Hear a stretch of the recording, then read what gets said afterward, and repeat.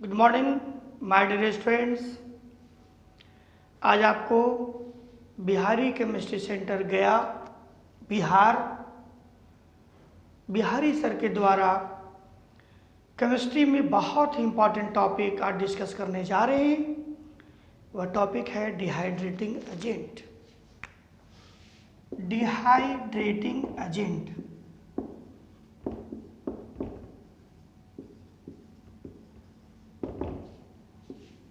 मैं बताना चाहता हूं, यह ऐसा एजेंट है जो ऑर्गेनिक कंपाउंड में से वाटर को रिलीज करेगा। कैसे मैं बता रहा हूं। डी मतलब होता है निकलना, तो क्या निकलेगा? Hydrate means water. मतलब यह हुआ कि रिमूवल ऑफ H2, यानी डिहाइड्रेटिंग एजेंट में, यानी डिहाइड्रेटिंग एजेंट जब रिएक्शन करेगा किसी ऑर्गेनिक कंपाउंड पर तो उसमें से क्या निकलेगा? H2O, water.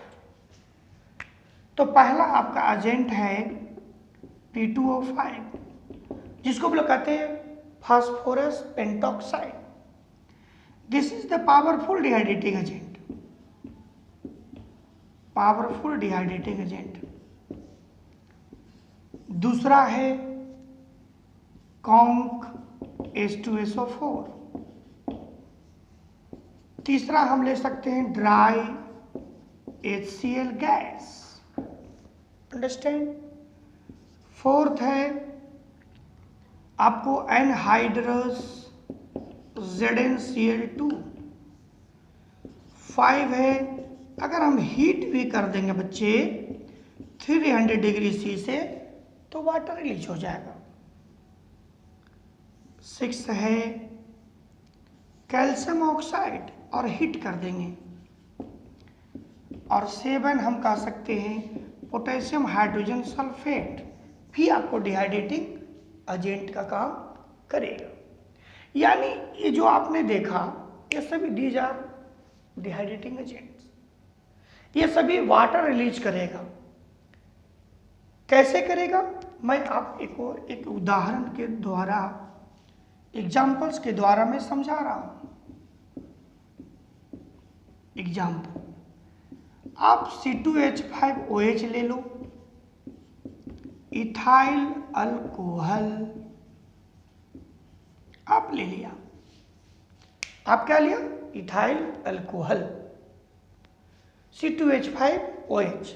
इसी को हम लोग इथेनॉल भी कहते हैं। अब बच्चे लोग मैं डाल दिया कॉन्क H2SO4।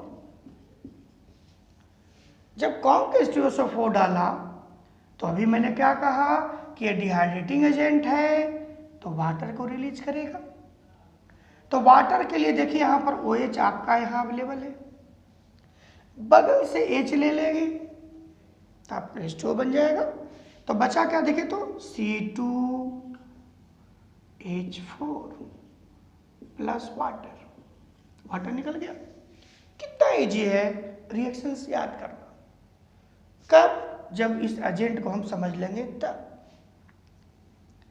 दूसरा सवाल, अगर मान लीजिए मैं यहां पर दिया CH3CONH2, मान लीजिए ये एसीटामाइड बोलते हैं हम लोग इसको। अब इसको मान लीजिए मैं हीट कर दिया। सपोज मैंने यहां देखा 300 DC डाल दिया, सपोज नॉर्मल हीट किया। अब हम जान रहे हैं कि इसका वाटर रिलीज करना है यहां से, तो देखो तो CH3CN प्लस H2। अंडरस्टैंड। यानी कहता है कि डिहाइड्रेटिंग एजेंट वह होता है जो किसी भी ऑर्गेनिक कंपाउंड पर प्रतिक्रिया करने पर वाटर रिलीज करता है। अंडरस्टैंड। ओके, मिटाऊं मैं इसको। चलो, अब मैं एक बात बताने जा रहा हूं। सपोज माय डियर स्टूडेंट्स, एक कंपाउंड और लिया CH3CHOH। ये आप जान लीजिएगा कि जब किसी कार्बन पर 2 या 2 से अधिक OH लगे होते हैं तो वह अनस्टेबल होता है। क्या होता है? अनस्टेबल होता है। अब यहां से मैं हिट किया और वाटर देखिए रिलीज कर दिया, -H2 भी लिख सकते हैं माय डियर स्टूडेंट्स। तो बचा CH3CHO, ये स्टेबल हो गया। सिमिलरली अनदर उदाहरण, अनदर एग्जांपल्स, बच्चे एक भी ले लिया, ये भी अनस्टेबल है। क्या है? अनस्टेबल है। अब मैं स्टेबल कर रहा हूं, यहां से मैं हिट कर दिया, -H2, तो CH3 देखिए तो COOH, ये भी स्टेबल हो गया, राइट। यानी इस तरह से हम लोग डिहाइड्रेटिंग एजेंट के सहारे रिएक्शन करेंगे तो वाटर रिलीज होगा। अंडरस्टैंड? इसी में हम लोग को एक और पढ़ना है जो हम लोग बोलते हैं एनहाइड्राइड फॉर्मेशन, यानी फॉर्मेशन ऑफ एनहाइड्राइड,